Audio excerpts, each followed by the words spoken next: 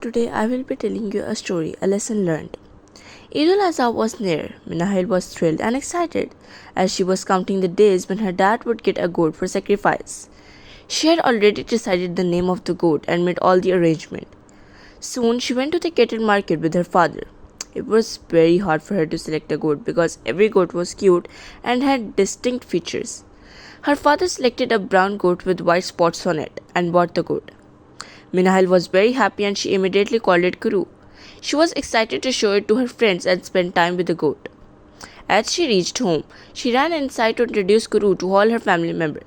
She made a lot of plans for Kuru to make his days memorable. She applied henna on Kuru and adorned him with animal accessories. The next morning, Minahil shared her breakfast with Kuru. She enjoyed the company of her goat and taking care of it. Kuru loved to eat fodder and grass all the time. Their bond grew stronger day by day.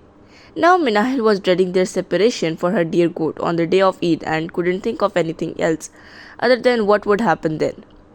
Finally, Azha arrived and Minahil felt heartbroken.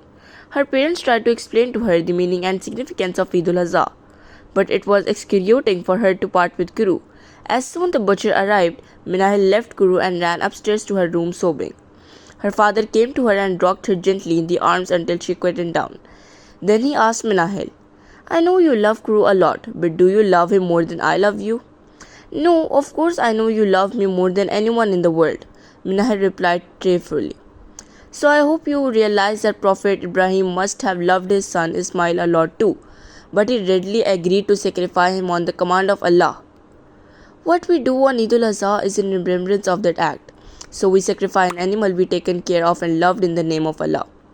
You should happily give your dear goat Kuru to Almighty Allah, who is our creator, and we will get a lot of blessing by sharing the meat with family and the poor, who don't get a chance to eat meat every day."